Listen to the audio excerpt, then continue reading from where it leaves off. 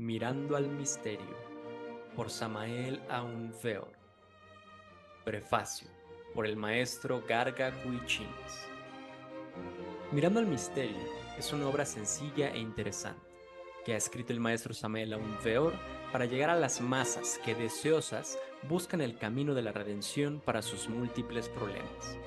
Aquí encontrará el lector sencillo un material exquisito que lo llevará paulatinamente al despertar de su conciencia, o sea, el tesoro maravilloso que todo ser humano tiene almacenado como conocimiento vivido dentro de su propio ser, que no se puede conocer porque el conocimiento que recibe de los sistemas actuales solo le sirve para comunicarse con los de su propio idioma y ganarse la vida para supervivir.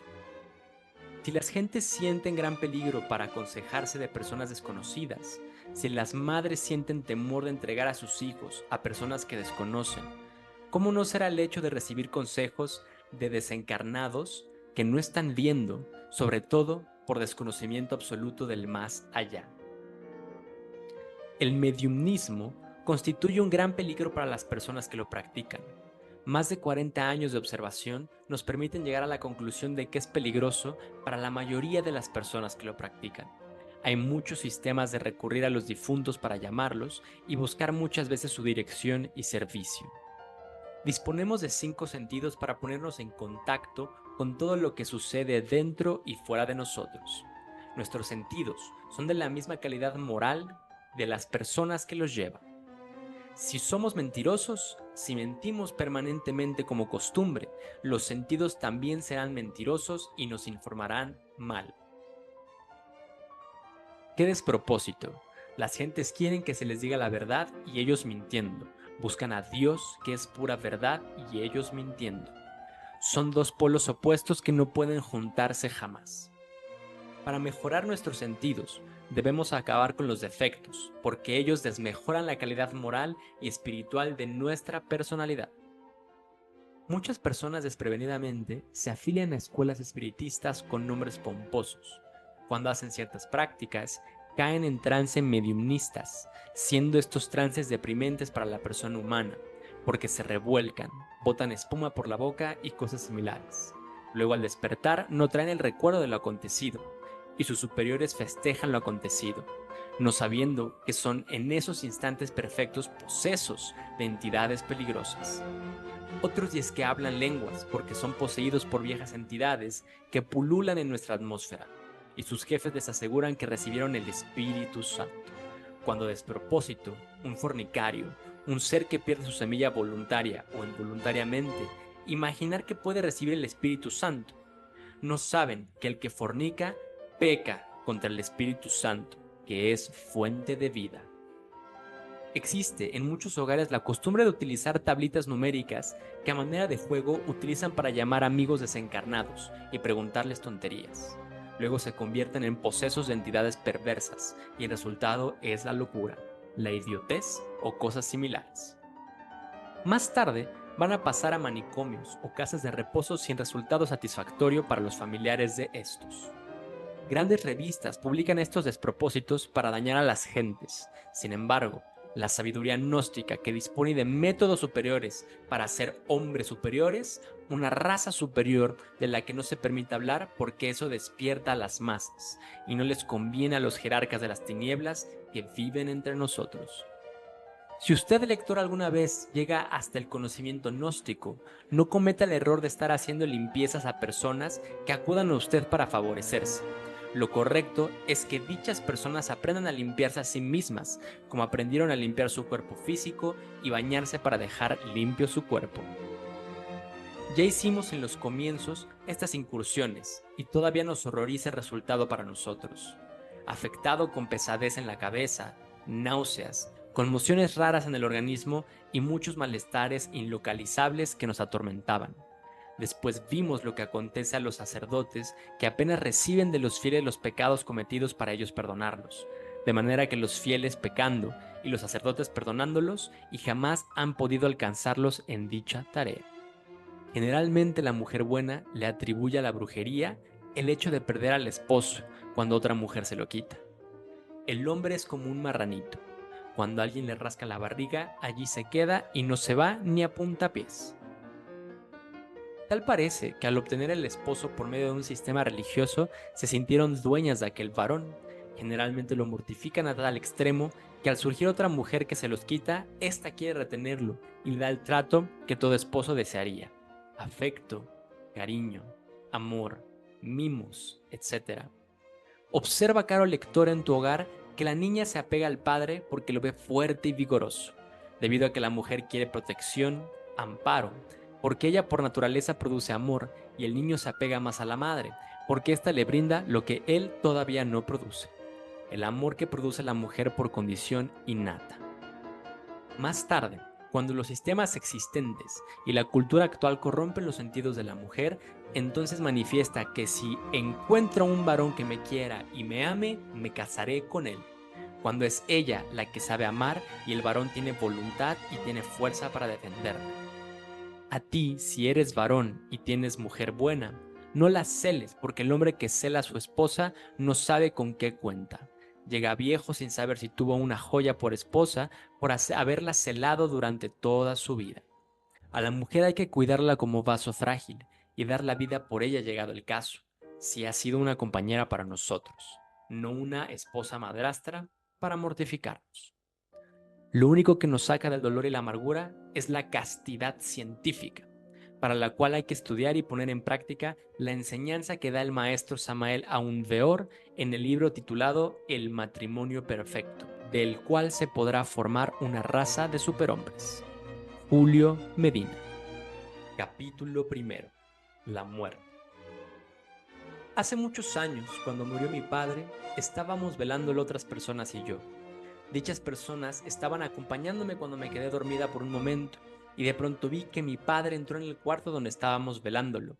Llevaba sus manos metidas en las bolsas de su pantalón y me preguntó por quién se nos había muerto, que quién era aquel que estaba tendido, y yo pensé que era mi padre que acababa de morir y estaba hablándome. ¿Podré decirme a qué se debió este fenómeno?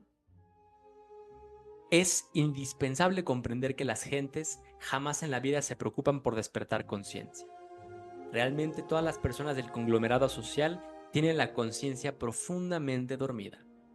Es obvio que después de la muerte, el animal intelectual equivocadamente llamado hombre continúa con su vida ensoñativa. Si a algún desencarnado se le dijese que está muerto, obviamente no lo creería. Es ostensible que los desencarnados piensan siempre que están vivos, pues nada extraño encuentran al morir. Ellos ven siempre el mismo sol, las mismas nubes, las mismas aves ensayando el vuelo desde los tupidos sauces del jardín. Los llamados muertos, después del gran paso, deambulan por las calles de la ciudad o por los distintos sectores del suburbio donde fallecieron. Normalmente continúan con su trabajo cotidiano y se sientan en la mesa de su casa y hasta se dan el lujo de acostarse en su lecho. Jamás pensarían qué ha pasado al más allá. Ellos se sienten viviendo aquí y ahora. En estas condiciones, al ver su cuerpo en el ataúd, suponen que se trata de otra persona, ni remotamente sospechan que se trata de su mismo vehículo fallecido. Esa es la cruda realidad de los hechos. Por eso no se extraña en modo alguno haber tenido esa experiencia íntima. ¿A qué se debe el temor que sentía mi hermana más pequeña de entrar en la habitación donde fue velado mi abuelo? Dicho temor tiene mucho de ancestro. Por lo común se transmite de padres a hijos. No hay nadie en la vida que no lo haya sentido. Lo mismo sucede cuando penetramos a una caverna tenebrosa o cuando encontramos en presencia de un fantasma real. La causa causorum de todo esto estriba en la psiquis subjetiva, mejor dijéramos en la conciencia dormida. Cuando uno despierta conciencia, es ostensible que tales temores desaparecen radicalmente.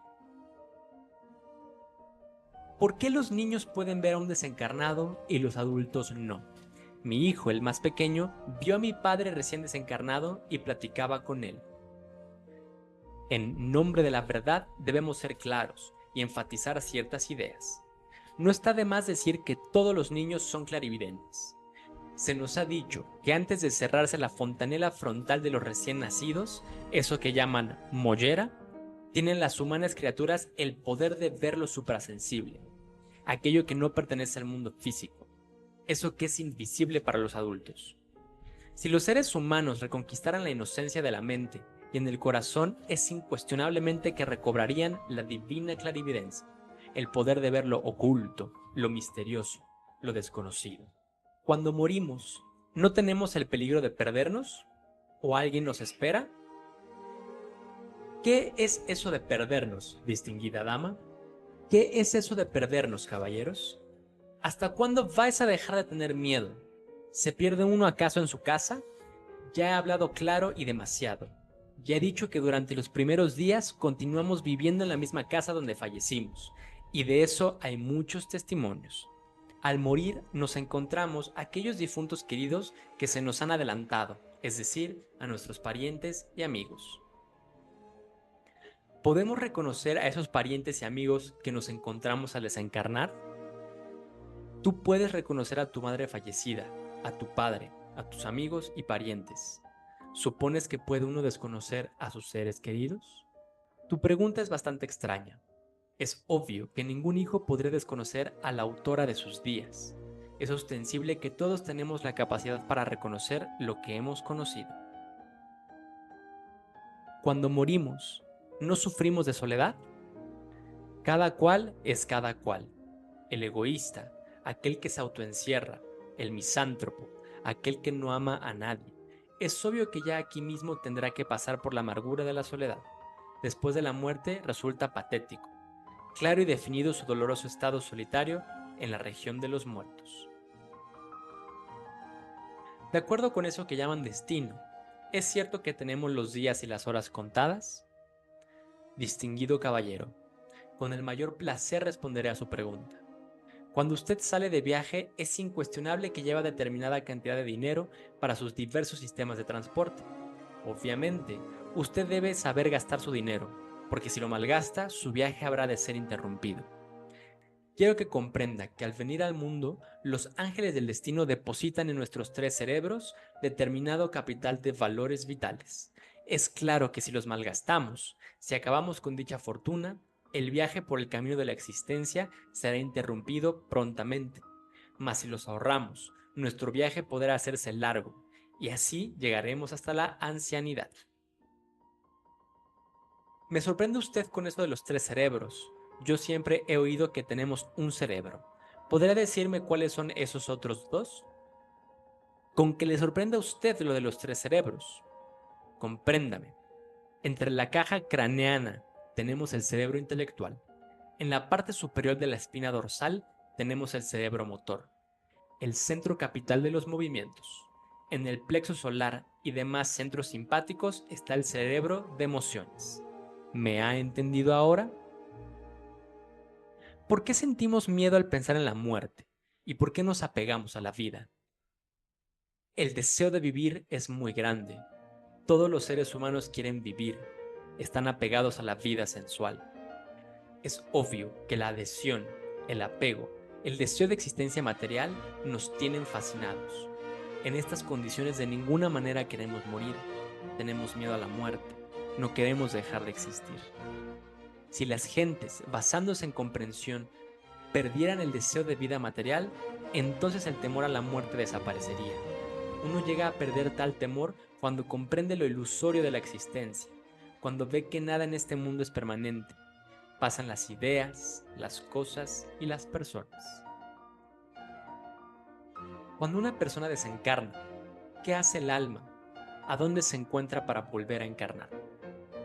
Hay que hablar claro y comprender. Las gentes tienen la mente demasiado dogmatizada. Existe deterioro intelectual. Ya las personas no son capaces de abrirse a lo nuevo, de ver lo natural. Siempre piensan en lo artificioso y lo consideran como patrón de todas las medidas. En otros tiempos los sentidos humanos no se habían degenerado todavía. En las arcaicas épocas de nuestro mundo, las gentes podían ver a los desencarnados, oírlos, palparlos, etc. En la Lemuria, por ejemplo, cuando alguien iba a desencarnar, cavaba su propia fosa y se acostaba en ella con la cabeza hacia el oriente. Feliz se despedía de sus parientes y estos sonreían alegres.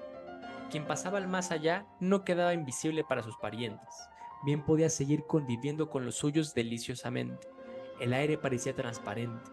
En la atmósfera se veía claramente a los espíritus, a las almas, a las criaturas inocentes de la naturaleza. Pero sabemos que en la atmósfera, bajo esas zonas que pertenecen a lo tridimensional, a lo físico, existen regiones metafísicas, a modo de mundos o espacios, donde las almas de los muertos viven antes de volver a tomar nuevo cuerpo. ¿Por qué siempre que sueño con mis parientes difuntos, platico con ellos y me afirman que no han muerto y que están en perfecto estado de salud? Distinguido caballero, me place su pregunta y con el mayor gusto le contesto. Ante todo quiero que usted entienda lo que es el proceso del sueño. Es incuestionable que el sueño es una muerte chiquita, como dice el dicho vulgar. Durante las horas en que nuestro cuerpo ya se ha dormido en el lecho, el alma ambula fuera de él y va a distintos lugares, se pone en contacto con los que han fallecido y hasta se da el lujo de platicar con ellos. Es claro que los muertos jamás creen que están muertos, porque en su vida jamás se preocuparon por despertar conciencia. Ellos siempre piensan de sí mismos que están vivos. Ahora se explicará a usted el motivo por el cual las almas de sus muertos queridos le hacen tales aseveraciones. ¿Por qué los espiritualistas tienen especial predilección por llamar o invocar a los difuntos? Bien, así lo aprendieron ellos de sus maestros, Allan Kardec, Leon Denis y muchos otros. Lo grave es que tales autores no investigaron a fondo el hueso medular de esta cuestión. Ante todo, quiero, mi estimable caballero, que usted sepa que todos los seres humanos tienen dentro un yo, un ego, el mí mismo, el sí mismo. Por favor, no piense que el tal yo es lo mejor. Estudie usted el libro de los muertos de los antiguos egipcios y comprenderá lo que le estoy diciendo. ¿Usted ha leído el Fausto de Goethe? Ah, si usted conociera lo que es ese Mefistófeles, me daría la razón. Es incuestionable el carácter tenebroso de Mefistófeles, el ego, el yo, el mí mismo.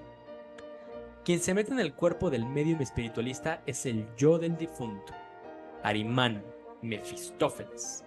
Es indubitable que tal yo personifica a todos nuestros defectos psicológicos, todos nuestros errores. El ser del difunto jamás viene a ninguna sesión de espíritus. Distingue usted entre el ser y el yo. Quien acude a tales sesiones es Satán, el mí mismo. Quiero que usted comprenda lo que es la ley de acción y consecuencia. Las personas que prestan su cuerpo, su materia a los yoes de los muertos, a Mefistófeles, a Satán, en su futuro nacimiento tendrán que padecer mucho por la epilepsia. ¿Podría usted decirme qué es el ser? El ser es el ser, y la razón de ser del ser es el mismo ser. El ser es lo divinal, la chispa inmortal de todo ser humano, sin principio ni fin, terriblemente divino. Todavía los seres humanos no poseen esa chispa dentro de sus cuerpos, mas si nos santificamos y eliminamos el yo pecador, el Mefistófeles, es claro que un día la chispa podrá entrar en nuestros cuerpos. Ahora lo invito a usted a comprender lo que es el ser. Después de la muerte, ¿recuerda uno toda la vida que acaba de pasar? Sepa usted, señorita, que después de haber abandonado el cuerpo físico, todo difunto revive en forma retrospectiva la vida que acaba de pasar. El desencarnado comenzará reviviendo aquellos instantes que precedieron a su muerte. Por tal motivo, durante los primeros días, como ya dijimos, vivirá entre los suyos, en su casa, en su aldea, en su pueblo, en su oficina, en su trabajo. Después, continuando, vivirá en todos aquellos lugares muy anteriores. En cada faceta de su existencia pasada, repetirá los mismos dramas, las mismas palabras, las mismas escenas, etc. La última parte retrospectiva corresponde a los procesos de la infancia. Terminada la retrospección, tenemos que presentarnos ante los tribunales de la justicia divina. Los ángeles de la ley nos juzgarán por nuestros actos, por nuestras obras. 3 caminos se abren ante el desencarnado. Primero, unas vacaciones en las regiones luminosas del espacio infinito antes de volver a tomar cuerpo. Segundo, volver a una nueva matriz en forma inmediata o después de algún tiempo. Tercero, entrar en los mundos infiernos dentro del interior del planeta en que vivimos. ¿Es posible que esa retrospección se haga en vida? Muchas personas que han estado a punto de morir ahogados han visto pasar su vida en forma retrospectiva. Esto mismo les ha sucedido a gentes que han estado cerca de la muerte por tal o cual motivo. Cierto día, tramitando asuntos de fosas y criptas para sepultar a familiares, platicando con el administrador del cementerio, de pronto me quedé callado y con los ojos desorbitados durante un buen rato. Él siguió hablando y al ver que no le hacía caso, me preguntó si me pasaba algo. Al hablarme fuerte, desperté de mi ensimismamiento y le relaté lo que me había acontecido. Resulta que cuando dejé de hablar empecé a sentir la presencia de alguien y al voltear vi junto a mí a mi suegra recién desencarnada por quien estaba yo arreglando los asuntos del cementerio. Después ella se sonrió amablemente y me invitó a pasar haciendo un ademán. Como no podía moverme, se limitó a despedirse y desaparecer de mi vista. Al terminar mi relato, el hombre tenía los pelos de punta y la carne de gallina y nerviosamente me decía que en los años que llevaba en el panteón nunca había tenido una sensación como esa. ¿Podría usted decirme a qué se debió ese fenómeno? Con el mayor placer contestaré a su pregunta, distinguido caballero. En modo alguno, debe usted extrañarse por una visión supersensible. En los tiempos de la Lemuria, ya dije, los muertos eran visibles en la atmósfera para todo el mundo. Qué lástima que ahora las gentes se sorprendan con este tipo de visiones. Nada tiene de raro que un fallecido pueda hacerse visible de cuando en cuando en la atmósfera, y eso le consta a usted mismo. Es obvio que lo pudo verificar con percepción directa. El administrador del panteón no llegó tan lejos, pero sí pudo tener cierta sensibilidad psíquica, lo suficiente para que sus pelos se hubieran puesto de punta y su piel como cuero de gallina. Siempre que sueño con mi abuela materna la veo triste. Me señala algo que al despertar no recuerdo, pero me he dado cuenta que a través de los años, que a los 8 días después de haberla soñado, alguno de mi familia se pone en estado de gravedad. ¿Podría usted decirme a qué se debe esto? Distinguida señorita, ya he dicho mucho en mis conferencias que durante las horas del sueño normal, común y corriente, las almas de los vivos se escapan del cuerpo que duerme en el lecho y entonces se ponen en contacto con las almas de los muertos. Que se vea usted con su abuelita, eso es normal en la dimensión desconocida. La visita ella en instantes de angustia o cuando va a enfermar a alguna persona de su familia. Ya ve usted cómo los muertos están tan cerca de nosotros.